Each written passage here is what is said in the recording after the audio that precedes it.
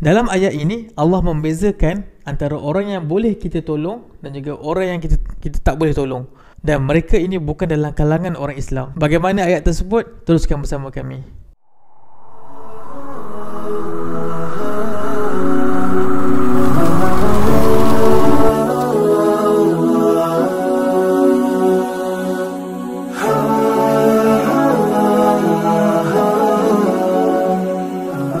Assalamualaikum warahmatullahi wabarakatuh.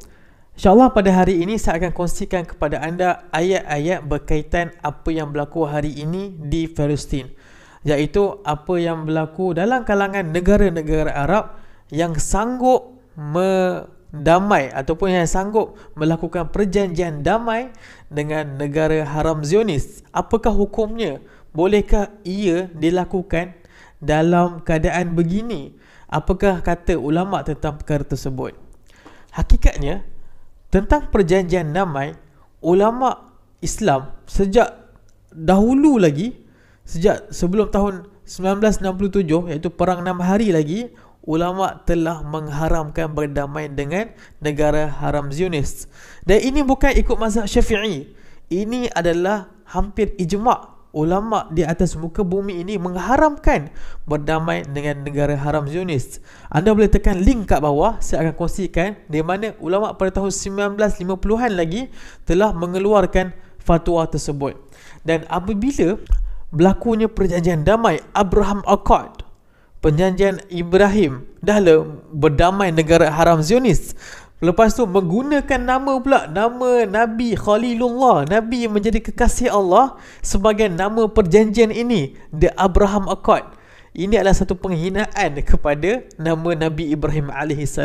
Kalau Nabi Ibrahim masih hidup, apalah kata baginda sallallahu alaihi wasallam terhadap perjanjian ini? Kononnya lah, sebab apa bagi nama Abraham Accord? Sebab perjanjian ini melibatkan orang Islam, perjanjian ini melibatkan orang Yahudi, perjanjian ini melibatkan orang Kristian. Orang Islam of course lah negara-negara Arab yang bernamai negara haram Zionis. Orang Yahudi of course lah negara Zionis, dan juga Kristian adalah negara Kristian adalah US sendiri yang mana menjadi broker ataupun orang tengah bagi perjanjian ini. Dan apabila termeterainya perjanjian ini pada tahun 2020, Kesatuan Ulama Islam Sedunia, KUIS ataupun Al-Ittihad Al-Ulama Al-Muslimin, telah mengeluarkan fatwa mengharamkan perjanjian damai tersebut. Dan fatwa ini bukan dilakukan seorang dua orang, malah berpuluh-puluh orang ulama terkemuka yang wujud di atas muka bumi yang masih hidup, yang menandatangani fatwa tersebut yang mana mengharamkan perjanjian damai dan negara haram Zionis. Anda boleh tekan link dekat bawah, saya akan kongsikan kepada anda. Jadi ayat yang saya ingin kongsikan kepada anda juga adalah berkaitan dengan berdamai dengan penjajah, berdamai dengan orang-orang kafir yang mana mereka ini dengan sifat-sifat tertentu Allah mengharamkan mereka untuk menjadikan kita sebagai rakan sekerja mereka ataupun rakan kerjasama ataupun berdamai dengan mereka. Hakikatnya Allah Subhanahu Wa Taala tidak mengharamkan untuk kita berdamai ataupun melakukan kebaikan kepada orang-orang kafir. Dan sepatutnya benda ini tidak menjadi isu pun. Walaqad karramna bani Adam. Allah telah memuliakan bani Adam. Dan semua manusia di atas muka bumi ini ada nilainya. Walaupun di sisi Allah mungkin berbeza sebab dia telah terima Islam atau tidak Islam. Tetapi di sisi kemanusiaan, dia adalah manusia dan dia berhak untuk diberikan layanan sebagai seorang manusia, sesiapa sahaja. Sebab tu kalau kita lihat dalam piagam Madinah, apabila Rasulullah SAW masuk ke Madinah dan baginda mendirikan negara Muslim yang pertama yang wujud di atas sejarah bumi Islam, baginda membenarkan orang Yahudi, orang Nasara, orang-orang yang tidak beriman hidup macam orang biasa. Bahkan ada fatwa, ada hukum-hukum yang sekiranya mereka ini ahli zimmah, yang mereka ini bukan orang Islam pun diserang, kita boleh berjihad untuk menyelamatkan orang tersebut. Jadi sebenarnya tak ada masalah pun orang Islam ke tak Islam ke, setiap manusia di atas muka bumi ini diberikan layanan sebagai seorang manusia. Sebab tu Allah SWT, la yanhakumullah, Allah tidak melarang kamu, anil ladzi lam yuqatilukum fid din, mereka yang tidak memerangi agama kamu. Walam yukhrijukum min diyarikum, dan mereka juga tidak mengeluarkan kamu dari bumi kamu. Walam yukhrijukum min diyarikum an tabarruhum wa tuqsitu ilaihim, dan sekiranya kamu ingin untuk melakukan kebaikan dengan mereka, kamu ingin berlaku adil dengan mereka, bersosial dengan mereka, tiada masalah. Innallaha yuhibbul muqsitin, sungguhnya Allah suka orang-orang yang melakukan keadilan. Jadi tak ada isu pun sebenarnya kalau kita nak berdamai dengan sesiapa sahaja yang ada di atas muka bumi ini. Tetapi disebabkan sifat-sifat yang Allah sebutkan dalam ayat yang saya akan bacakan ini, sifat-sifat inilah yang menyebabkan kita tak boleh bekerjasama dengan mereka. Dengan kata lain, kita kena pulaukan mereka, kita kena memerangi mereka sampailah sifat-sifat tersebut hilang. Apakah sifat-sifat tersebut? Adakah sifat tersebut tidak beriman kepada Allah Ta'ala? Tidak. Sedangkan di Madinah dulu pun ada orang Yahudi, ada orang Nasara. Mereka ini berjiran dengan Nabi, mereka ini berjiran dengan para sahabat. Adakah mereka ini diperangi? Tidak. Bahkan dalam kalangan mereka ada yang menjadi halif, ada yang menjadi rakan sekutu kepada pihak Rasulullah SAW. Tetapi disebabkan sifat-sifat inilah mereka ini boleh diperangi dan juga kena diperangi. Dan apakah sifat-sifat tersebut? Innama yanhaakumullahu 'anil ladzina qataluukum fid din. Sungguhnya Allah menghalang kamu untuk melakukan kebaikan dengan mereka ataupun bekerjasama dengan mereka yang qataluukum fid din, mereka yang memerangi agama kamu. Wa akhrajuukum min diyarikum, yang mengeluarkan kamu daripada bumi kamu. Wa dhaharu 'ala ikhrajikum, dan mereka membantu orang-orang yang mengeluarkan kamu daripada bumi kamu, antawallahum, dan kamu memberikan taat setia kepada mereka. Wa man yatawallahum fa ulaikumuz zalimun, dan mereka yang memberikan taat setia kepada mereka, kepada kumpulan manusia yang memerangi agama Allah, mengeluarkan orang Islam dari bumi orang Islam, dan juga membantu pihak-pihak yang mengeluarkan orang Islam dari bumi Islam, mereka adalah dalam kalangan orang-orang yang zalim. Jadi sifat-sifat inilah yang menyebabkan Allah Subhanahu Wa Taala mengharamkan kita, menghalang kita daripada bekerjasama dengan mereka. Jadi siapa yang ada sifat-sifat ini sekarang? Adakah jiran sebelah kita? Tak. Adakah jiran sebelah kita yang beragama Hindu, Buddha? Tak. Mereka yang ada sifat-sifat ini, yang jelas ada, adalah negara haram Zionis. Qataluukum fid din, mereka memerangi agama Islam. Tengoklah Masjid Al-Aqsa, setiap tahun mereka mencemarkannya dengan kedatangan ataupun pencerobohan orang-orang Yahudi. Mereka bahkan membakar Masjid Al-Aqsa beberapa kali dalam sejarah. Dengan pelampau-pelampau Yahudi yang ada di Baitul Maqdis hari ini, mereka bahkan merancang untuk mengebom Masjid Al-Aqsa. Tetapi disebabkan mereka takut dengan tentangan yang mungkin mereka akan terima sekiranya perkara tersebut berlaku, mereka tak berani lakukan. Tetapi memang tertulis dalam rancangan mereka untuk mengebom Masjid Al-Aqsa. Qatalukum fid din. Kemudian wa akhrajukum min diyarikum, dan mereka mengeluarkan kamu dari bumi kamu. Dah berjuta-juta rakyat Palestin hari ini menjadi pelarian. Bahkan hampir setiap hari orang Islam di Palestin, rumah mereka dirobohkan. Supaya apa rumah mereka dirobohkan? Supaya mereka tidak ada tempat tinggal dan mereka akan jadi pelarian. Inilah yang dikatakan mengeluarkan kamu dari bumi kamu. Wallahu ala ikhrajikum, dan juga negara-negara yang membantu negara haram Zionis, US dan juga negara-negara barat. Mereka-mereka ini adalah kumpulan manusia yang Allah sebutkan dalam Al-Quran, kita ini diharamkan untuk bekerjasama dengan mereka. Apa segala jenis kerjasama pun tidak boleh dilakukan dengan mereka, sebab mereka ini memusnahkan agama kita, memusnahkan kehidupan manusia yang beragama Islam yang hidup di atas muka bumi ini. Atas ayat ini jugalah kita lihat bahawa sebenarnya perdamaian dengan negara haram Zionis itu adalah hukumnya adalah haram dan juga tidak boleh dilakukan serta-merta, sebab dia hanyalah menguntungkan orang Zionis yang mana yang menjajah negara Palestin. Okey, ada yang mengatakan bahawa perdamaian dengan negara haram Zionis ini kita boleh katakan ia seperti perjanjian Hudaibiyah. Perjanjian Hudaibiyah yang berlaku pada tahun 6 Hijrah, yang mana Nabi Muhammad SAW Berdamai dengan siapa? Bukan berdamai ya. Nabi Muhammad SAW melakukan perjanjian dengan pihak Quraisy musyrikin. Jadi Rasulullah SAW adalah pihak Islam, Quraisy musyrikin adalah pihak kafir, dan mereka melakukan satu perjanjian. Dan ada pihak yang menyamakan perkara tersebut dengan perjanjian damai dengan negara haram Zionis. Adakah perkara ini betul atau salah? Okey, saya nak penonton dengar betul-betul apa yang saya cakap. Hakikatnya langsung tak sama. Memang sikit pun tak sama. Dan saya ingin kongsikan kepada anda 8 poin yang mana membuktikan tiada persamaan langsung antara perjanjian Hudaibiyah dan juga perjanjian damai dengan negara haram Zionis. Kalau kita lihat bahawa perjanjian Hudaibiyah antara orang Islam dan juga Quraisy musyrikin Mekah, perjanjian tersebut tidak melambangkan mereka dalam keadaan keamanan. Perjanjian tersebut hanyalah perjanjian sementara sahaja yang mana membenarkan umat Islam untuk melakukan umrah di Mekah. Bahkan ketika itu, keadaan umat Islam dan juga Quraisy musyrikin Mekah dalam keadaan perang. Silap langkah antara salah satu pihak akan menyebabkan perang besar dalam kalangan orang Islam dan juga Quraisy musyrikin Mekah. Tetapi kalau kita lihat perjanjian damai dengan negara haram Zionis, ia bukanlah menunjukkan peperangan telah tamat. Ia menunjukkan peperangan telah tamat. Ia menunjukkan bahawa adanya keamanan dan perdamaian antara negara haram Zionis. Bunyinya macam bagus, kita berdamai dengan haram Zionis.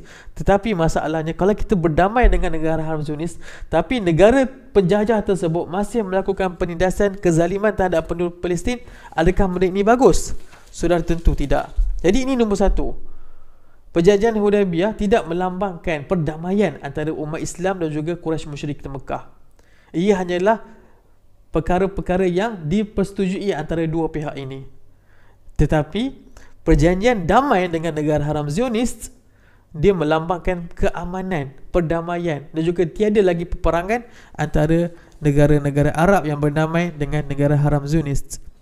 Yang kedua adalah perjanjian Hudaibiyah melambangkan bahawa Nabi Muhammad SAW ini, mereka datang ke Mekah kemudian melakukan perjanjian, tidak langsung melambangkan bahawa Nabi Muhammad SAW menyerah kalah ataupun menyerahkan segala urusan kepada Quraisy musyrikin Mekah. Tidak. Ia melambangkan kedua-dua pihak masih mempunyai kekuatan.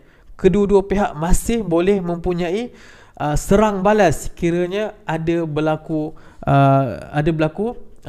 lawan ataupun ada berlaku perkara yang tidak dipersetujui. Tetapi perjanjian damai dengan negara haram Zionis melambangkan apa?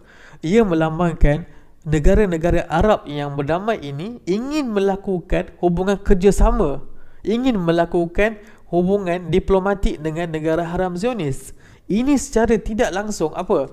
Ia menyebabkan kita telah menyerahkan isu Palestin sepenuhnya kepada negara haram Zionis. Kita tidak melihat lagi negara haram Zionis ini sebagai penjajah. Inilah bezanya antara perjanjian damai dengan Zionis dengan juga perjanjian Hudaibiyah. Yang ketiga adalah dalam perjanjian Hudaibiyah ni kita lihat bahawa Nabi Muhammad SAW mereka jelas kekuatan mereka, mereka jelas kemegahan mereka.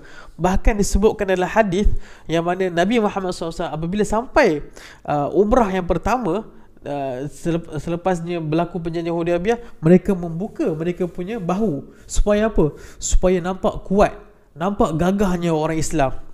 Dan ketika berlakunya perjanjian Hudaibiyah juga, kata Abu Bakar, kita datang sebagai mu'tamirin, bukan untuk berperang, tetapi siapa yang halang kami, kami akan membunuhnya. Kemudian Rasulullah apabila dengar kata-kata Abu Bakar, Rasulullah kata apa?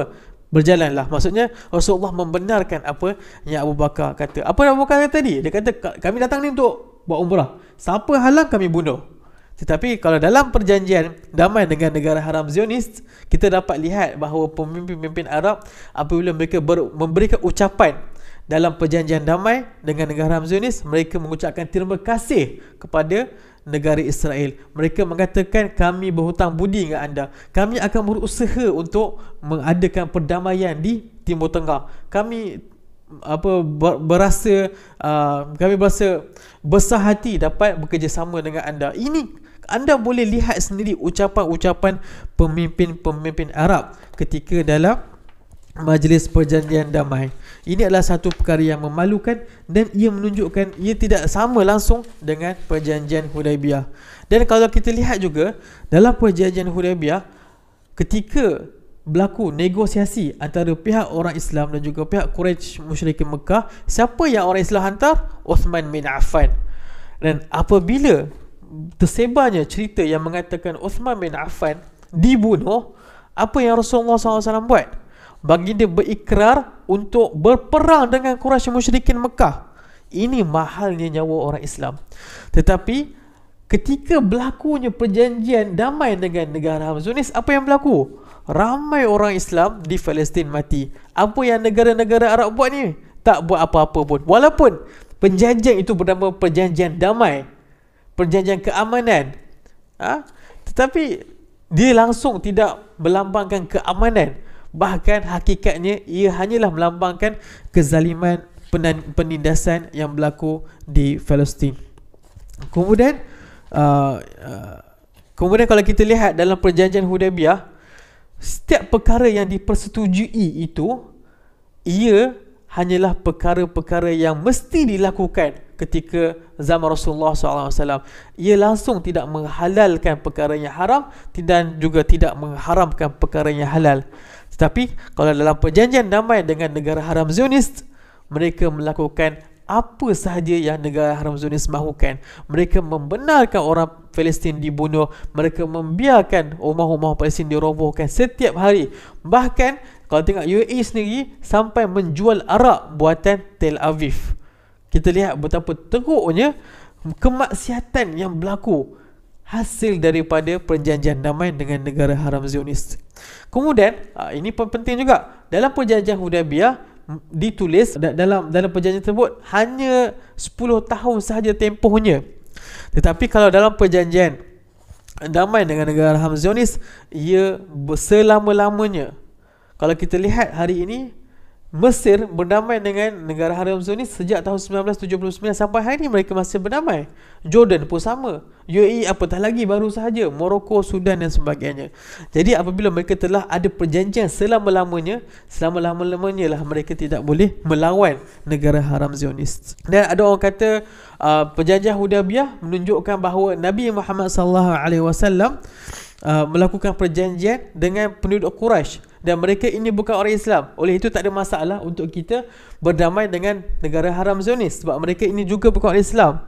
Sebenarnya lain tu sebenarnya. Sebab kalau tengok perjanjian Hudaibiyah, Quraisy musyrikin mereka bukan penjajah. Mereka adalah penduduk asal. Tetapi kalau kita lihat negara Haram Zionis, pemimpin-pemimpinnya, mereka yang menerajui negara haram tersebut, negara penjajah tersebut adalah orang-orang daripada luar, kebanyakan daripada Ashkenazi, daripada negara-negara Eropah. Jadi langsung tak sama sebenarnya perjanjian damai Hudaibiyah dan juga perjanjian Al-Hudaibiyah. Dan kalau kita lihat lagi, kalau salah satu daripada isi perjanjian Hudaibiyah, sekiranya ada yang dari Mekah datang ke Madinah, ia boleh dikembalikan ke Mekah. Dan sekiranya ada yang datang dari Madinah ke Mekah, dia tidak boleh dikembalikan ke Madinah. Tapi kalau kita lihat dalam perjanjian damai dengan negara Haram Zionis, berlakunya pelancongan, berlakunya kebebasan pelancong-pelancong untuk datang, pergi dan datang antara negara Islam, negara Arab yang telah berdamai dan juga negara dan juga pendatang Haram Zionis. Jadi ia menghidupkan lagi ekonomi negara Haram Zionis. Bahkan pelancong-pelancong Arab yang datang ini, mereka mendarat di lapangan terbang Ben Gurion. Mereka pergi ke hotel-hotel orang Yahudi. Mereka menggunakan transportation orang-orang Yahudi. Jadi tak sama langsung lah sebenarnya perjanjian damai Hudaibiyah dan juga perjanjian damai dengan perjanjian Hudaibiyah dan juga perjanjian damai dengan negara Haram Zionis. Jadi saya telah berikan kepada anda fatwa yang mengharamkan negara perjanjian damai dengan negara Haram Zionis.